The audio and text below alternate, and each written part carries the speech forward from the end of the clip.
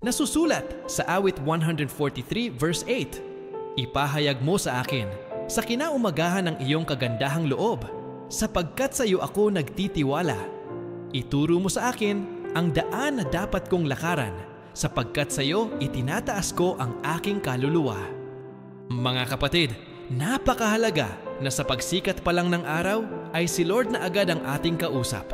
Ang panalangin at pagbabasa ng kanyang salita sa umaga ay parang paglalagay ng pundasyon para sa buong maghapon. Kapag Diyos ang una nating hinanap, siya rin ang magbibigay ng direksyon, kalakasan at kapayapaan.